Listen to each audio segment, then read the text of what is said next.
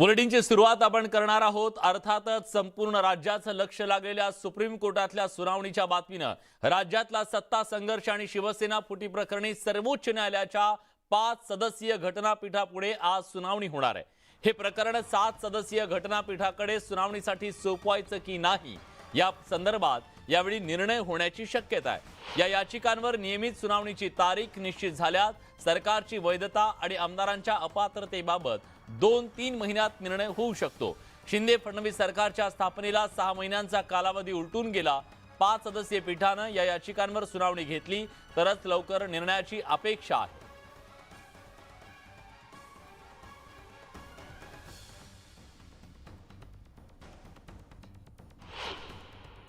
अपेक्षा आहे की सर्वोच्च न्यायालय आज 14 फेब्रुवारी जी त्यांनी तारीख केली होती आजपासून कंटिन्युअस सुनावणी होण्याची अशा प्रकारची शक्यता वाटते आणि जी व्हावी याचं कारण बरंच प्रलंबित असणारा प्रश्न आणि विविध दोन्ही पक्षकारांनी आपापल्या बाजू मांडलेल्या आहेत त्यावर सविस्तर असं जे काही विधानं करायची आहेत किंवा आर्ग्युमेंट्स करायची आहेत ती आता या संलग्न होणाऱ्या या दरम्यान सुनावणी दरम्यान होतील आणि आम्हाला अपेक्षा आहे की चांगला न्याय माननीय सर्वोच्च न्यायालय देईल।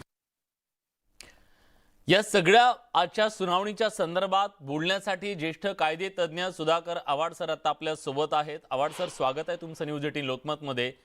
सगळ्यांच्या नजरा आता सुप्रीम कोर्टाकडे आहेत, पण तुम्हाला काय दिसतंय आज काय होऊ शकतं सुप्रीम कोर्टामध्ये?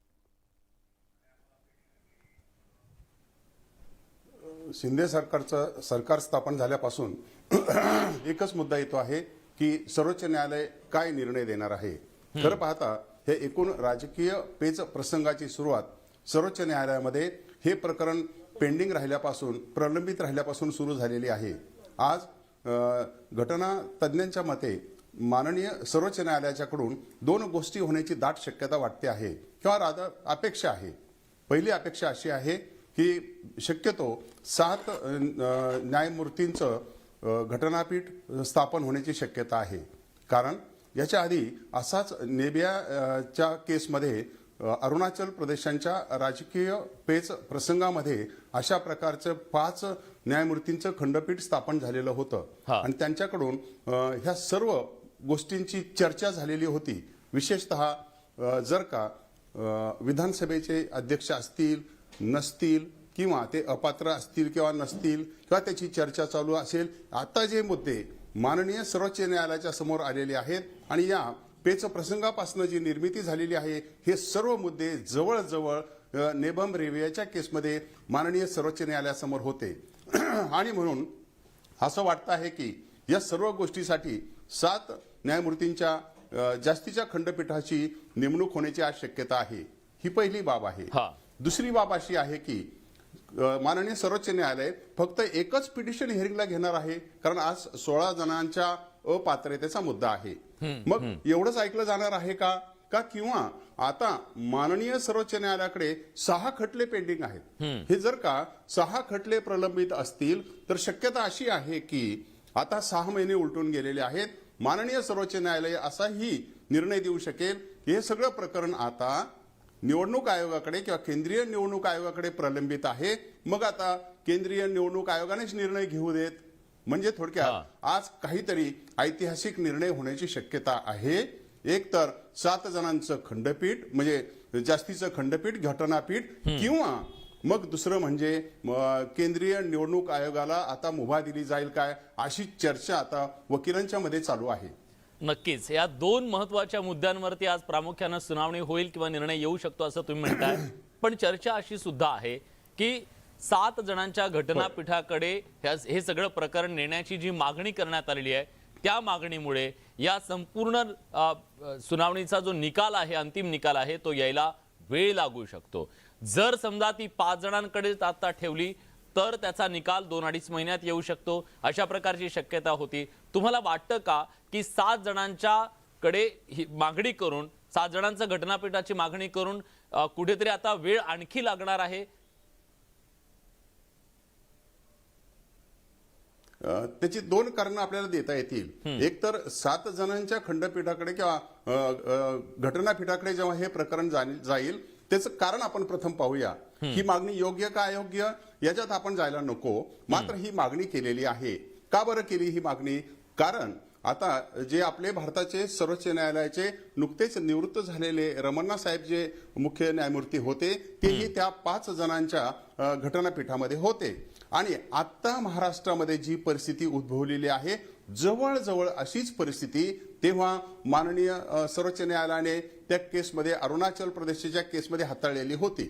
मग आता विधानसभेचे सभापती, उपसभापती, अपात्रतेचा मुद्दा हे सर्व मुद्दे आता त्याच्यात आहेत. मात्र मला सांगायला आवडेल की या केसमध्ये त्या केसपेक्षा एक वेगळे पण होतं आणि त्या कारणास्तवच 5चे 7 न्यायमूर्तींच्याकडे जाण्याची शक्यता आहे. एकाच कारणास्तव त्या केसमध्ये तिथे काँग्रेसची मंडळी फुटून बाहेर पडली होती की इतर पक्षामध्ये काही भेद झालेले होते. इथं आता मात्र जे आता शिवसेनेचे शिंदे गटाचे लोक आहेत ते असं म्हणतायत शिंदे साहेबांचे लोक की आम्ही फुटलेलो नाही, आमचीच शिवसेना खरी आहे, आमचीच मूळ शिवसेना आहे. अशा प्रकारचा पेच प्रसंग भारतामध्ये सुप्रीम कोर्टाच्या स्थापनेपासून कधीही झालेला नव्हता. आणि म्हणून अरुणाचल प्रदेशच्या त्या केसपेक्षा थोडीशी सूक्ष्म भेद या केसमध्ये आहे. तो म्हणजे की इथे फुटाफूट नाही, दावा शेड्यूल लावायचं का नाही तोही मुद्दा नाही. इथे मुद्दा आहे की आम्हीच आता मूळ शिवसेना आहोत.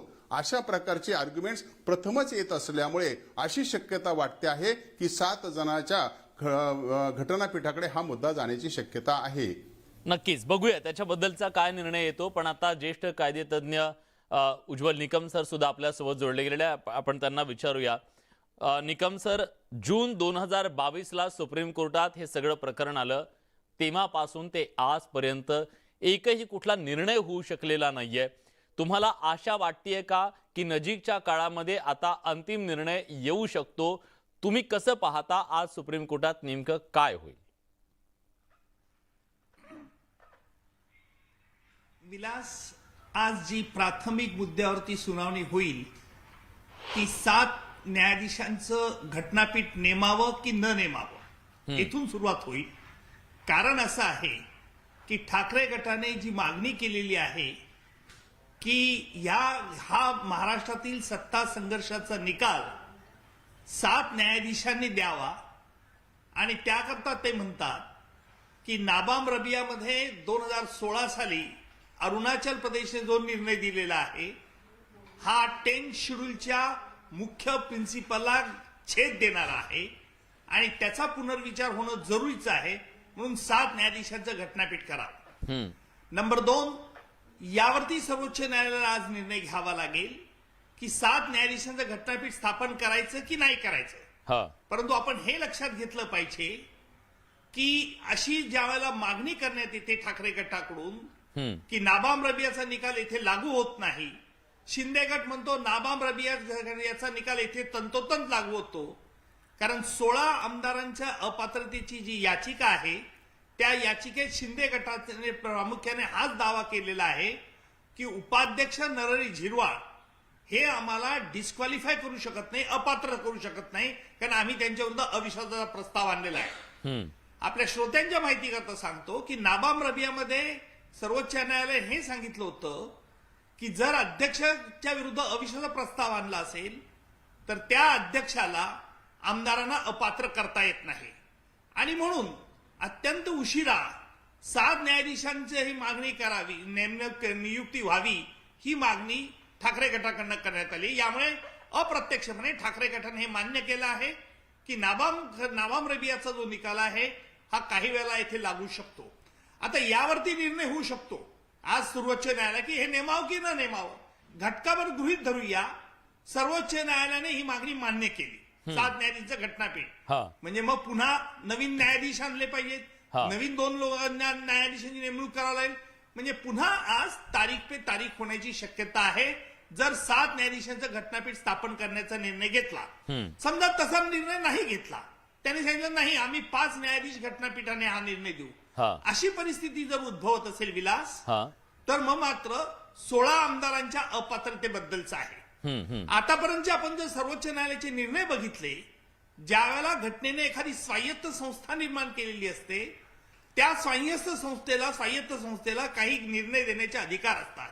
हा आता विशेषतः आमदारांची पात्रता आणि अपात्रता ठरवण्याचा अधिकार हा विधानसभेच्या अध्यक्ष किंवा उपाध्यक्षाला आहे. अर्थात नवीन आलेले अध्यक्ष हे नवीन नंतर निवडून आलेले आहे, त्याच्यामुळे उपाध्यक्ष जे आहेत ज्यांनी नोटीस काढली होती त्याचं काय झालं हा एक भाग येऊ शकतो. हा. किंवा त्या उपाध्यक्षांच्या विरुद्ध जर अविश्वास प्रस्ताव आले त्याचं काय झालं हा एक मुद्दा इथे येऊ शकतो. म्हणजे आपल्याला सांगायला काही हरकत नाही की सर्वोच्च न्यायालयामध्ये 16 आमदारांची अपात्रता हा जरी मुख्य विषय असला तरी आज 7 न्यायाधीशांचं घटनापीठ स्थापन होतं की नाही झालं तर नाबाम रवी निकालशी त्याला इंटॅक्ट राहील आणि तो निकाल जर इंटॅक्ट राहिला त्याचे दुर्गमी परिणाम ह्या संपूर्ण मॅटरमध्ये होऊ शकतात. म्हणून आज आपल्याला हे बघितलं पाहिजे की सर्वोच्च न्यायालय या बाबतीत कुठली नेमकी भूमिका घेतं. निश्चितच सर्वोच्च न्यायालयाच्या भूमिकेकडे सगळ्यांचं लक्ष आहे, पण एका अतिशय महत्वाच्या मुद्द्यावर तुम्ही जो बोट ठेवलेला आहे तो मुद्दा घेऊन मला खरं तर आव्हाड सरांना विचारायचं आहे. आव्हाड सर, ज्या उपाध्यक्षांच्या विरोधात एक मेल करून अविश्वास प्रस्ताव आम्ही आणलाय असं सांगितलं गेलं सुप्रीम कोर्टामध्ये आणि त्या आधारे हे सगळं पुढचं सगळी स्क्रिप्ट लिहिली गेली असं म्हणावं लागेल, पण आता प्रश्न हा आहे की तो जो अविश्वास प्रस्ताव होता त्या अविश्वास प्रस्तावाच्या संदर्भात कधीपर्यंत निर्णय घ्यायचा असतो, त्याचं पुढे काय झालं, या सगळ्याबद्दल चा सुद्धा उहापोह आज होऊ शकतो इथं. होऊ शकतो, कारण घटनेच्या कलम 180 आणि 181चा जर का आपण विचार केला राज्यघटनेच्या, तर जेव्हा अध्यक्ष असतात तेव्हा अध्यक्षाने निर्णय घ्यायचे असतात, अध्यक्ष नसतील तर उपाध्यक्षाने निर्णय घ्यायचे असतात. मात्र पुढे असंही लिहिलेलं आहे की जर त्यांच्याविषयी त्यांच्या अपात्रतेचा मुद्दा हा अंडर कन्सिडरेशन असे शब्द आहेत. आता या केसमध्ये झिरवळ साहेब हे त्या दिवशी अध्यक्ष म्हणूनच काम करत होते आणि त्यांच्या अपात्रतेविषयी कोणताही ठराव अंडर कन्सिडरेशन नव्हता. अंडर कन्सिडरेशन हा जो घटनेतला शब्द आहे तो असं दर्शवितो किंवा समजायला पाहिजे त्याची चर्चा चालू होती, तसा ठराव मांडला होता, असं कोणतंही प्रकरण कायदे मंडळासमोर पेंडिंग नव्हतं, प्रलंबित नव्हतं. याचाच अर्थ झिरवळ साहेब त्याशी सक्षम होते असं घ्यायला काही हरकत नाही. म्हणजे थोडक्यात झिरवळ साहेबाची अपात्रता नसेल तर झिरवळ साहेब सक्षम आहेत, म्हणजेच थोडक्यात ते 16 जणांच्या संबंधाने निर्णय घेऊ शकतात असा अर्थ काढता येऊ शकतो. विलासराव, मला असं वाटतं इथे मुद्दा आता तो राहील का नाही राहील, कारण सर्वोच्च न्यायालयाच्या समोर आता एक 16 आमदारांची अपात्रता एवढा लिमिटेड मुद्दा राहिलेलाच नाही, जरी तो पिटिशन आज असला तरीही, कारण तिथे आता 6 पिटिशन पेंडिंग आहेत. मग आता सर्वोच्च न्यायालयाने जर असा विचार केला की हे सगळे पिटिशन निर्णयित करण्यापेक्षा आता हे सगळं प्रकरण की शिवसेना फुटलेली आहे किंवा नाही, किंवा या 2 गटांच्या पैकी कोण मुख्य गट आहे हा मुद्दा खरं पाहता आता केंद्रीय निवडणूक आयोगांच्याकडे पाठवावा का, आणि तो तिथं प्रलंबित आहे, मग त्यांनी तो निर्णय घेऊ द्यावा का. म्हणजे थोडक्यात आज सुप्रीम कोर्ट ह्या 16 लोकांच्या अपात्रतेचा पिटिशन फक्त चर्चेला घेणार आहे की सर्वकष विचार करणार आहे. आणि जर का मला असं वाटतं विलासराव, जर का सर्वकष विचार केला तर हे प्रकरण निश्चितच केंद्रीय निवडणूक आयोगाच्याकडे पाठवण्याचा सुद्धा निर्णय होऊ शकतो. म्हणजे थोडक्यात हे प्रकरण आता केंद्रीय निवडणूक आयोगाच्याकडे जाऊन जो मुख्य गाभा आहे प्रकरणाचा तो ठरवला जाईल काय, आणि तो ठरवायचा असेल तर 1968 जे याविषयीचे नियम आहेत त्याची अंमलबजावणी होईल. थोडक्यात आज घटनेच्या 2 गोष्टींची चर्चा होणार आहे, एक 10वं शेड्यूल आणि त्याच्यातली अपात्रता, त्याच्याविषयी आपल्याच वाहिनीवरती खूप वेळा मार्गदर्शन झालेलं आहे. आणि दुसरं म्हणजे जर का 10व्या शेड्यूलची चर्चा होणार नसेल तर मग आता 1968 सालचे जे अधिनियम आहेत त्या अधिनियमाला पात्र राहून आता तिथे कोणचा गट खरा हे राहणार आहे. अपात्रता का गटाची ठरवणूक, हे 2 मुद्दे प्रामुख्यानं माननीय सर्वोच्च न्यायालयासमोर आज उपस्थित होतील अशी आशा वाटते.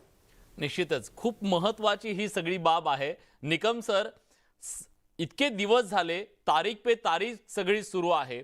खरं तर तुम्हाला असं नाही वाटत की अपात्रतेच्या संदर्भातला निर्णय जर सुप्रीम कोर्टानं तेव्हाच घेतला असता तर हे जे सगळे पुढचे फाटे फुटलेले आहेत या सगळ्याला सुद्धा ब्रेक लागला असता आणि एक अंतिम निर्णय झाला असता. आता हे सगळं क्लिष्ट प्रकरण झालेलं असताना त्या आमदारांना ज्यांच्या विरोधात हे सगळं अपात्रतेची कारवाई करण्याची आहे 6 महिन्यापेक्षा जास्त काळ त्यांना मिळालेला आहे. कदाचित अजून पुढे काही मिळालं तर हे सरकार कार्यकाळ सुद्धा पूर्ण करू शकतं. मग अशा परिस्थितीमध्ये न्यायाच्या बद्दल सुद्धा प्रश्न उपस्थित होऊ शकतो की? विलास, आपण जर ह्या सुरुवातीच्या सगळ्या या डेव्हलपमेंट जर बघितल्या, ज्या 16 आमदारांनी सर्वोच्च न्यायालयात याचिका दाखल केली होती ती 2 कारणांकरता दाखल केली होती. पहिलं कारण, त्याच्यात त्यांनी स्पष्ट म्हटलं होतं की आम्हाला 48 तासाची जी उपाध्यक्षाने नोटीस दिली होती ही महाराष्ट्र विधानसभेच्या अधिनियमानुसार ही अपुरी आहे आणि त्याच्यामुळे नैसर्गिक न्यायदान तत्वाचा भंग झालाय. आम्हाला 7 दिवसाची कमीत कमी मुदत स्पीकरने द्यायला हवी होती, जी झिरवाळांनी दिली नव्हती. आता त्याच्यामुळे सर्वोच्च न्यायालयाने 11 जून पर्यंत त्यांना मुदत वाढवून दिली. त्याच वेळेला जर ठाकरे गटाने किंवा नरहरी झिरवाळांतर्फे जर सांगण्यात आलं असतं सुप्रीम कोर्टात आम्ही मुदत वाढवून देतो, हे पिटिशन पेंडिंग ठेवू नका, तर त्यावेळेला ते इन्फ्रक्च्युअस झालं असतं. तसं झालं नाही. आणि दुसरा मुद्दा याचिकेमध्ये शिंदे गटाचा असा होता की जो नाबाम रबियाचा जो निकाल आहे तो आम्हाला लागू होतो. आता 22 जूनला आणि 25 जून या 25 जून या महत्वाच्या तारखा आहेत या संपूर्ण सत्ता संघर्ष याच्यामध्ये. 22 जूनला शिवसेनेच्या 34 आमदारांनी नरहरी झिरवाळांच्या विरोधात अविश्वासाचा प्रस्ताव दाखल केला होता. तो 25 जूनला त्यांना मिळाले, त्याच्या अगोदरच मिळाला 23 जूनला. आणि पहिल्यांदा त्यांनी अनऑफिशियल मेलने पाठवला, नंतर ऑफिशियल मेलने पाठवला, त्या सेक्रेटरी असेंब्लीच्या याला मिळाला. या सर्व गोष्टी रेकॉर्डवरती आहेत. आता 25 जूनला डेप्युटी स्पीकरने तुम्हाला अपात्र टेन्शन खाली का करू नये आणि म्हणून शिंदे गटांनी मागणी अशी केली होती सुप्रीम कोर्टात की आमच्या विरुद्ध ही कारवाई होऊ शकत नाही नाबाम रबियाच्या निकालानुसार. आता त्याच वेळेला हे मॅटर कोण अपात्र पात्र आहे हा प्रश्नापेक्षा जर नाबाम रबियाच्या निकालानुसार जर डेप्युटी स्पीकरने नो कॉन्फिडन्स मोशनला फेस झाले असते आणि यांना डिस्क्वालिफाय जर मेजॉरिटी जिंकले तर यांना डिस्क्वालिफाय करू शकले. तसं घडलं नाही. ते एक मॅटर सुप्रीम कोर्टात राहिल्यानंतर अनेक मॅटर्स मग तिथे येऊ गेले. म्हणजे विलास, तुम्ही जो मुद्दा म्हणतात तो बरोबर आहे की या 16 आमदारांच्या बद्दल जर सुरुवातीलाच निकाल लागला असता आणि प्रॉपर स्ट्रॅटेजी जर दोन्ही बाजूंनी जर पॉलिटिकल पार्टींनी अडॉप्ट केली असती तर कदाचित हा चेंडू सुप्रीम कोर्टातून विधानसभेकडे गेला असता. पण तसं घडलं नाही. याला कारण असं की होमवर्क कोणाचं तरी कमी पडलं, दुसरं काही म्हणता येणार नाही. पण it's a political thing, political war. कुणाचं तरी होमवर्क कमी पडलं आणि कुणाचं तरी होमवर्क हे बरोबर योग्य लागू पडलं असं म्हणावं लागेल. आज सुप्रीम कोर्टाच्या या सुनावणीकडे आपली नजर असणार आहे. सर, तुम्ही दोघेही सोबत राहाच. सुनावणीला पुढच्या काही मिनिटांमध्ये सुरुवात होणार आहे. एक छोटासा ब्रेक घेतोय, लगेच परत येतोय. कुठे जाऊ नका, पहा फक्त न्यूज 18 लोकमत.